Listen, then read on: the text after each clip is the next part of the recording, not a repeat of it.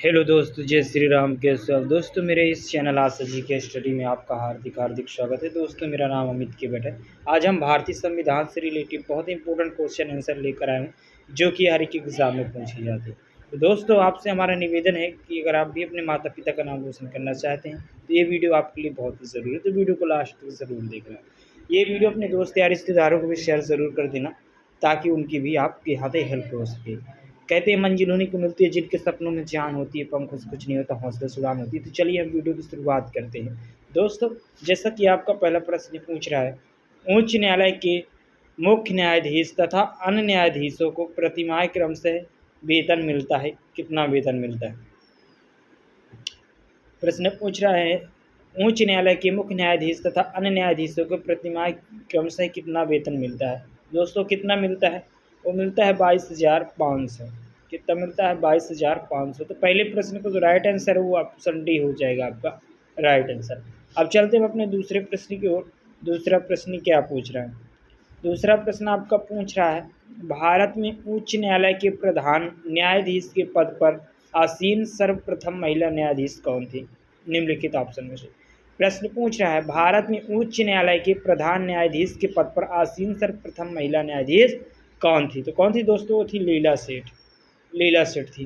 तो दूसरे प्रश्न का ऑप्शन सी हो जाएगा राइट आंसर। ठीक ना दोस्तों? ऑप्शन सी हो जाएगा राइट आंसर। दोस्तों, चैनल को सब्सक्राइब और वीडियो को लाइक ज़रूर कर देना, क्योंकि हम जीके से रिलेटेड रोज़ नई नई वीडियो बनाकर यूट्यूब पर अपलोड करता हूँ। अब चलते हैं हम अपने नेक्स्ट क्वेश्चन की ओर। तीसरा प्रश्न क्या पूछ रहा है दोस्तों? तीसरे प्रश्न की ओर। तीसरा प्रश्न आपका पूछ रहा है, किसको समाप्त किया जा सकता है पर भंग नहीं किया जा सकता? निम्नलिखित ऑप्शन में किसको समाप्त किया जा सकता है पर भंग नहीं किया जा सकता? वो दोस्तों किसको है? विधान परिषद को। विधान परिषद को समाप्त किया जा सकता है पर भंग नहीं किया जा सकता। तीसरे प्रश्न को राइट आंसर ऑप्शन डी हो जाएगा आपका। ठीक है दोस्तों, डी हो जाएगा। अब चलते हैं हम अपने नेक्स्ट क्वेश्चन की ओर। चौथा प्रश्न क्या पूछ रहा है? चौथा प्रश्न की ओर चल रहे हैं दोस्तों।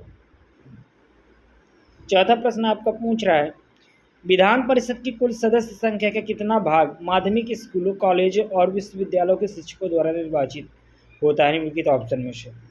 प्रश्न पूछ रहा है, विधान परिषद की कुल सदस्य संख्या का कितना भाग माध्यमिक स्कूलों और कॉलेजों, विश्वविद्यालय के शिक्षकों द्वारा निर्वाचित होता है?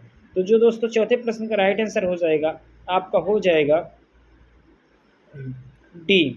ऑप्शन डी हो जाएगा आपका राइट आंसर। चौथे प्रश्न ऑप्शन डी हो जाएगा राइट आंसर। अब चलते हैं अपने नेक्स्ट क्वेश्चन की ओर। पांचवा प्रश्न क्या पूछ रहा है दोस्तों? पांचवा प्रश्न आपका पूछ रहा है, भारत के किन किन संघ शासित क्षेत्रों में विधान सभा अस्तित्व में है? प्रश्न पूछ रहा है निम्नलिखित ऑप्शन में से, भारत के किन किन संघ शासित क्षेत्रों में विधानसभा अस्तित्व में है? विधानसभा अस्तित्व में है। तो दोस्तों पांचवें प्रश्न में जो राइट आंसर हो जाएगा वो हो जाएगा आपका दिल्ली व पुडुचेरी, या दिल्ली और पुडुचेरी। तो पांचवें प्रश्न का ऑप्शन भी हो जाएगा आपका राइट आंसर। दोस्तों, अगर आप इस वीडियो के किसी भी प्रश्न के आंसर अगर आप पहले से जान जाते हैं तो हमारी इसी वीडियो को कमेंट में हमें ज़रूर बताना। आपको कैसे कमेंट करना है? जैसे पांचवें प्रश्न का राइट आंसर बी है, तो आपको क्या करना, प्रश्न क्रमांक 5 लिखकर और बी लिख देना है, तो हम समझ जाएंगे कि पांचवें प्रश्न का राइट आंसर जो है। ऐसे किसी भी प्रश्न का आप क्रमांक डालकर ABCD के ऑप्शन डालकर कमेंट जरूर कर दीजिए, ताकि हमें पता चल जाएगा। तो दोस्तों, चैनल को भी सब्सक्राइब जरूर कर लीजिए, क्योंकि हम जीके से रिलेटिव रोज़ नई नई वीडियो बनाकर यूट्यूब पर अपलोड करता हूँ। तो ठीक है ना दोस्तों? तो दोस्तों, वीडियो को लास्ट तक ज़रूर देखना, क्योंकि वीडियो बहुत इंपॉर्टेंट है। आपको अपना भविष्य बनाना है, आपको अपना मुकाम हासिल करना है, आपको अपना लक्ष्य पाना है और आपको अपनी मंजिल तक जाना है, माता पिता का नाम रोशन करना है। चलिए हम चलते हैं नेक्स्ट क्वेश्चन की ओर। 6वां प्रश्न क्या पूछ रहा है दोस्तों? 6वें प्रश्न की ओर चल रहा हूँ। 6वां प्रश्न आपका पूछ रहा है, 6वां प्रश्न पूछ रहा है दोस्तों आपका, विधानसभा अध्यक्ष को किस प्रकार पद से हटाया जा सकता है? निम्नलिखित ऑप्शन में से। इंपॉर्टेंट प्रश्न है दोस्तों। प्रश्न पूछ रहा है, विधानसभा अध्यक्ष को किस प्रकार पद से हटाया जा सकता है? हटाया जा सकता है।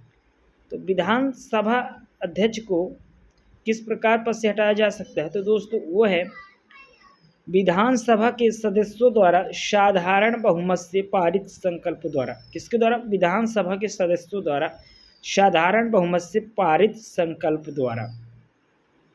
विधानसभा अध्यक्ष को सदस्य पद से हटाया जा सकता है। तो 66वें प्रश्न का जो राइट आंसर आपका हो जाएगा ऑप्शन ए। ठीक है ना दोस्तों, ऑप्शन ए हो जाएगा आपका राइट आंसर। वीडियो को बिल्कुल ध्यान से देखना क्योंकि यही सारे प्रश्न यूपीएससी एग्जाम में, सब इंस्पेक्टर एग्जाम में पूछे जाते हैं। अब चलते हैं अपने नेक्स्ट क्वेश्चन को। 7वां प्रश्न क्या पूछ रहा है? 7वां प्रश्न पूछ रहा है आपका, राज्य विधानसभा तथा लोकसभा में महिलाओं के लिए आरक्षण बिल में कितने आरक्षण की बात कही गई? निम्नलिखित ऑप्शन में से राज्य विधानसभा तथा लोकसभा में महिलाओं के लिए आरक्षण बिल में कितने आरक्षण की बात कही गई? जो 7वें प्रश्न का राइट आंसर है वो हो जाएगा आपका 33%। कितना? 33। तो 7वें प्रश्न का राइट आंसर आपका ऑप्शन डी हो जाएगा। क्या हो जाएगा? ऑप्शन डी हो जाएगा आपका राइट आंसर। अब चलते हैं अपने नेक्स्ट क्वेश्चन की ओर। 8वां प्रश्न क्या पूछ रहा है? 8वां प्रश्न आपका पूछ रहा है, नीति आयोग से सर्वाधिक प्रभावित हुआ है, क्या हुआ? निम्नलिखित ऑप्शन में से नीति आयोग से सर्वाधिक प्रभावित हुआ है, सर्वाधिक प्रभावित हुआ। तो 8वें प्रश्न का जो राइट आंसर है वो हो जाएगा आपका वित्त आयोग। क्या हो जाएगा? वित्त आयोग हो जाएगा। 8वें प्रश्न का राइट आंसर वित्त आयोग हो जाएगा। ऑप्शन डी हो जाएगा आपका राइट आंसर, वित्त आयोग। अब चलते हैं अपने नेक्स्ट क्वेश्चन की ओर। 9वां प्रश्न क्या पूछ रहा है? 9वां प्रश्न आपका पूछ रहा है दोस्तों, निम्नलिखित में से कौन सा एक संविधानोत्तर संस्था है? निम्नलिखित ऑप्शन में से प्रश्न पूछ रहा है, निम्नलिखित में से कौन सा एक संविधानोत्तर संस्था है? आपके ऑप्शन ए वित्त आयोग, option B NITI Aayog, option C निर्वाचन आयोग, ऑप्शन डी है अंतर्राज्यीय परिषद। तो 9वें प्रश्न का जो राइट आंसर है दोस्तों वो हो जाएगा आपका नीति आयोग। क्या हो जाएगा? नीति आयोग। 9वें का राइट आंसर आपका ऑप्शन बी हो जाएगा। क्या हो जाएगा? नीति आयोग। अब चलते हैं अपने नेक्स्ट क्वेश्चन की ओर। 10वां प्रश्न क्या पूछ रहा है? 10वें प्रश्न की ओर चल रहा हूं दोस्तों। 10वां प्रश्न आपका पूछ रहा है, भारत में राष्ट्रपति को विशिष्ट केंद्र राजकोषीय संबंधों के बारे में सुझाव किसके द्वारा दिया जाता है?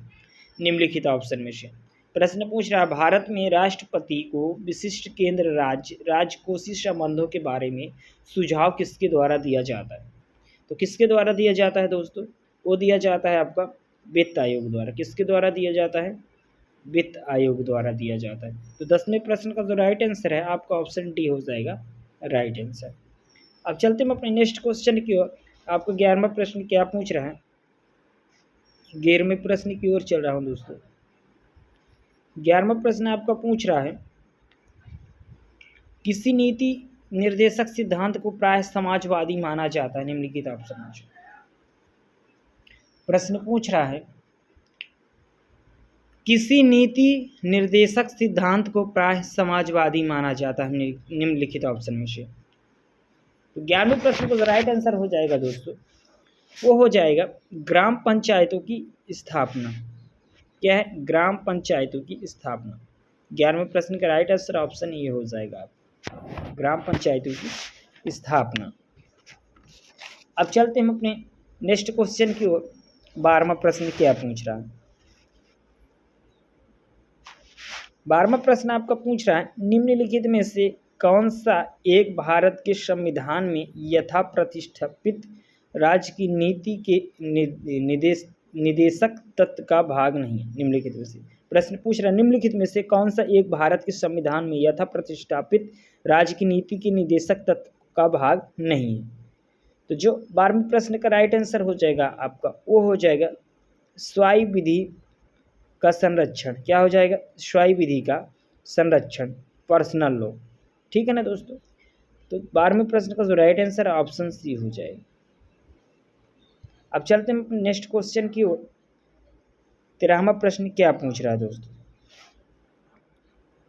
13वें प्रश्न की ओर चल रहा हूं। निम्नलिखित में से कौन सा मौलिक कर्तव्य नहीं? प्रश्न पूछ रहा है, निम्नलिखित में से कौन सा मौलिक कर्तव्य नहीं? आपके ऑप्शन है, ऑप्शन ए आम भाईचारे की भावना को उजागर करना, ऑप्शन बी राष्ट्रीय उद्यमों का संरक्षण करना, ऑप्शन सी वैज्ञानिक संस्कार का विकास करना और ऑप्शन डी भारत की समृद्ध विरासत का संरक्षण करना। तो 93 प्रश्न का जो राइट आंसर हो जाएगा वो आपका हो जाएगा राष्ट्रीय उद्यमों का संरक्षण करना। क्या हो जाएगा? राष्ट्रीय उद्यमों का संरक्षण करना। 93 का राइट आंसर आपका हो जाएगा बी। अब चलते हम अपने नेक्स्ट क्वेश्चन की ओर। 14वां प्रश्न क्या पूछ रहा है? 14वां प्रश्न आपका पूछ रहा है संसद के कितने सत्र होते हैं? इंपॉर्टेंट प्रश्न। संसद के कितने सत्र होते हैं? 14वें प्रश्न का जो राइट आंसर हो जाएगा वो हो जाएगा आपका उपयुक्त सभी। बजट सत्र, मानसून सत्र, शीतकालीन सत्र, उपयुक्त सभी तीनों सत्र होते हैं। ठीक ना दोस्तों? तो 14वें का राइट आंसर आपका हो जाएगा ऑप्शन डी। अब चलते हैं नेक्स्ट क्वेश्चन की ओर। 15वां प्रश्न क्या पूछ रहा है? 15वां प्रश्न आपका पूछ रहा है सांसदों के वेतन का निर्णय कौन करता है? निम्नलिखित ऑप्शन में से सांसदों के वेतन का निर्णय कौन करता है? निम्नलिखित ऑप्शन में से। तो 15वें प्रश्न का जो राइट आंसर हो जाएगा आपका संसद। कौन करता है? संसद करता है। तो 15वें प्रश्न का राइट आंसर आपका ए हो जाएगा। ठीक है दोस्तों, अब चलते हैं नेक्स्ट क्वेश्चन को। 16वां प्रश्न क्या पूछ रहा है?